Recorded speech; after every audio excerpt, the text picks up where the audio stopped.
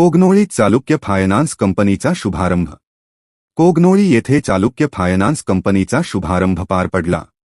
माजी मंत्री वीरकुमार पाटील यांच्या हस्ते फीत कापून उद्घाटन केले, तर माजी जिल्हा पंचायत उपाध्यक्ष पंकज पाटील, सर्जेराव जाधव, विश्वजित लोखंडे, नरसिंह पाटील, अरुण पाटील, संजय खोत यांच्या हस्ते दीपप्रज्वलन केले.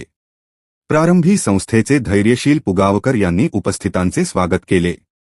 यावेळी शिवाजीराव साळुंखे यांनी चालुक्य आत्मनिर्भर स्पोर्ट्स फाउंडेशन कोल्हापूर ही सेवाभावी संस्था असून ती सध्या संपूर्ण भारतात जिल्हास्तरीय, राज्यस्तरीय व राष्ट्रीय स्तरावर विविध उपक्रम राबवत असल्याचे सांगितले. खेळाडू घडविणे, महिला सक्षमीकरण, युवक विकास आणि पर्यावरण संवर्धन या क्षेत्रात संस्थेचे कार्य सुरू आहे. याच उद्देशातून सर्वसामान्यांच्या आर्थिक प्रगतीसाठी चालुक्य अर्थसेवा या उपक्रमांतर्गत चालुक्य फायनान्स कंपनीची स्थापना केली असून कंपनीच्या माध्यमातून नागरिकांना विविध आर्थिक सेवा उपलब्ध करून देत त्यांच्या प्रगतीस हातभार लावण्याचा प्रयत्न केला जाणार आहे. ग्रामीण भागातील लोकांना आर्थिक मदत, मार्गदर्शन आणि स्वावलंबनाची संधी देणे हा या उपक्रमाचा मुख्य हेतू असल्याचेही त्यांनी स्पष्ट केले.